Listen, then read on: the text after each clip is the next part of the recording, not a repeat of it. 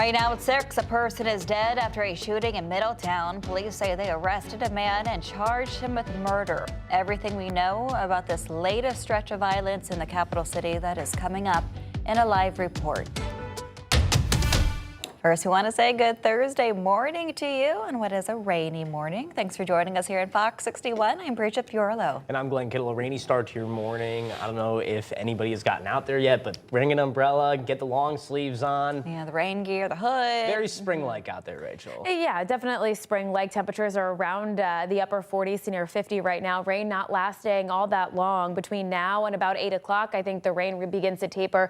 And we're really already starting to see it lighten up as we had a round of rain come through overnight as well. So taking a look at our satellite and radar picture, a little bit closer view, you can see just how scattered it is. It is a damp start to our morning, but a lot of this rain is very manageable. Along 95 towards Clinton, a more moderate shower, but elsewhere across the state along 84 towards Tolland, that looks all right. So I think the rain begins to taper between now and about 7 or 8 o'clock, and then we will just have overcast skies for a good majority of the day. Towards the evening, we may even see some bonus sun just prior to that sun going down.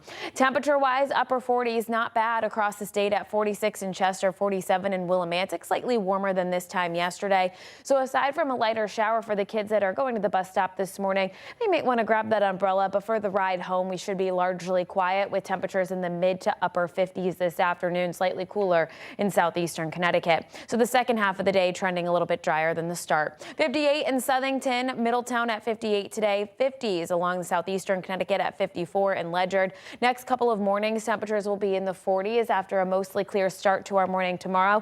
Temperatures move into the mid 60s. It looks like a beautiful end to the work week, although just not as warm as how we started. We'll talk a little bit more about where we go from here. Your full 7-day coming up in just a bit. Here at 6:02 on our roadways, we are following a crash over on Route 8. So heads up for folks here if you're traveling on Route 8 southbound from Seymour into the Ansonia area. We are tied up between exit 15 this morning because of a crash that is blocking a lane. A live look outside over in Waterbury, 84 east and westbound, though. That looks all right with light volume. So your drive here is slow from Route 8 Naugatuck into Seymour, around 20 minutes now. Travel speeds around 37 miles per hour, but no delays 84 east and westbound from the Brass City to the Capitol. Over to you. Rachel, thanks. One person is dead, another behind bars after a shooting in Middletown last night. Now the main suspect will face a judge later today. And Fox 61's Stephen Reels is in Middletown with more on what happened. Stephen. Hey, Glenn, a lot of calls came in about the shooting actually yesterday, and that's what caused the Middletown police to respond to Cooley Avenue, which shocked a lot of people as a result. But I just want you to take a look at your screen. This is what our crew saw a little bit after 11 when they got to the scene last night. The calls initially came in just before 6 p.m., but as you can see, still a very active scene several hours later. A spokesperson with Middletown Police told us officers responded to Cooley Avenue shortly before 6 p.m., like I said, and their police found someone who had been shot multiple times. That victim was taken to the hospital where they later died. Middletown Police later arrested 24-year-old Nigel Smickle with the help of Hartford Police, and right now Smickle faces several charges, including murder and carrying a gun without a permit.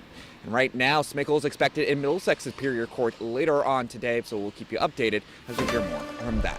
But for now, live in Middletown, Stephen Reels, Fox 61. Both feel unsettled, Stephen. Just another string of violence in the capital city. Thank you. Well, trial proceedings are scheduled to begin this morning for the Naugatuck man accused of brutally killing his infant back in 2022. 3 years later, and Christopher Francisquini remains behind bars, now being held on $5 million bail.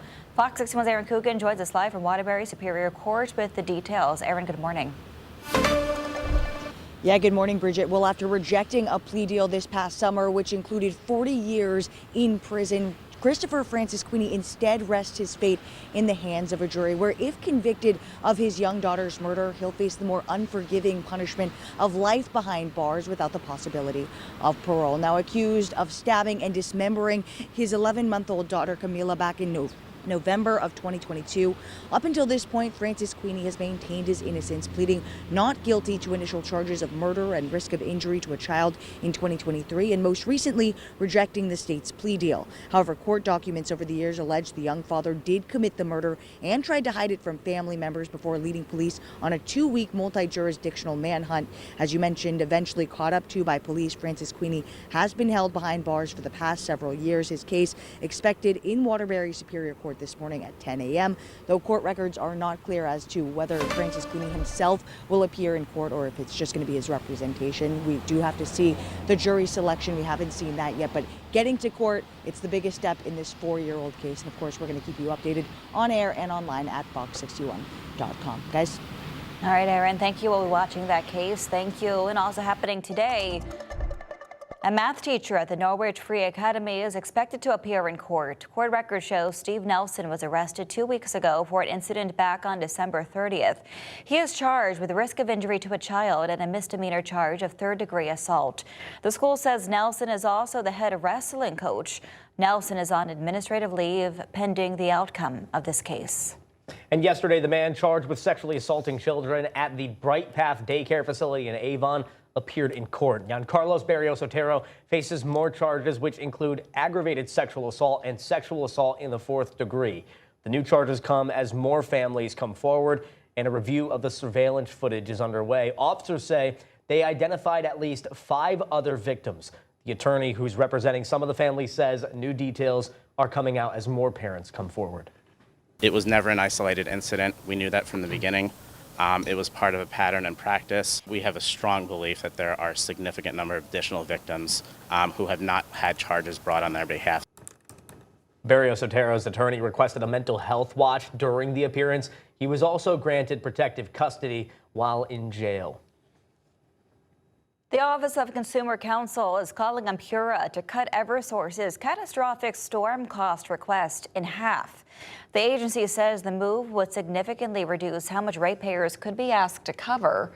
In a new filing, the office recommends PURA approve no more than $689.5 million in storm reserves. That's about half of Eversource's $1.28 billion request.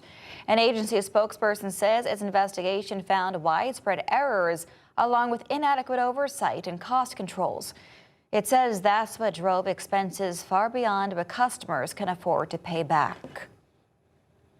More than a dozen teachers will get pink slips in New Britain following a school board vote last night.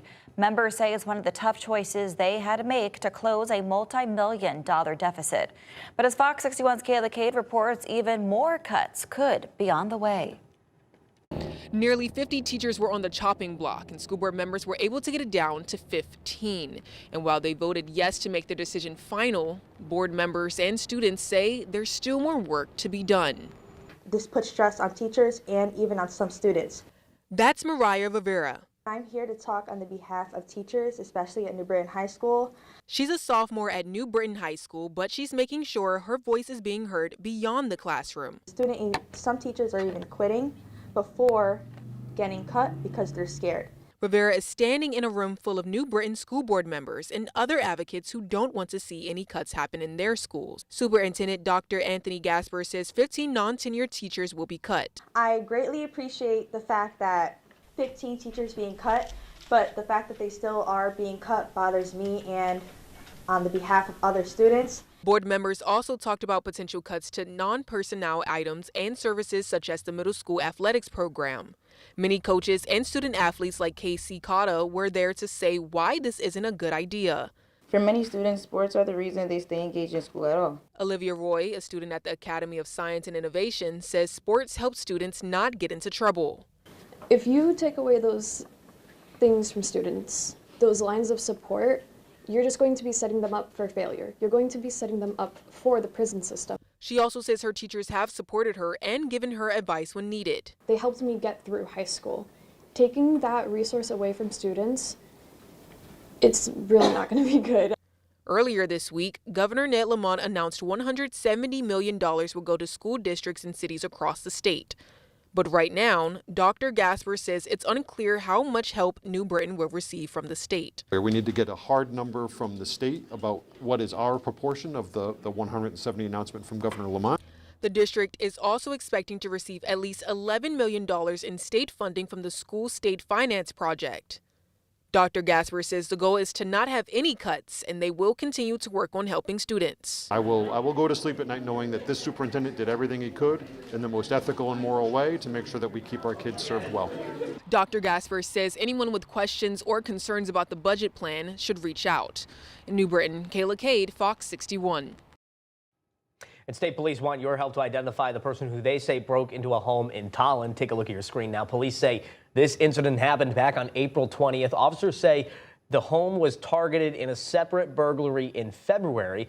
And now if you recognize this person or have any information about this case, you're being asked to contact state police. Well, still ahead on Fox 61, a tax crackdown in one shoreline community has paid dividends.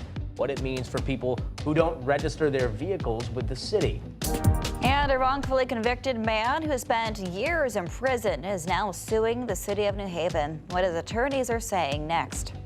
And oil prices continue its climb this morning. Where things stand, coming up on Fox 61. Stay with us.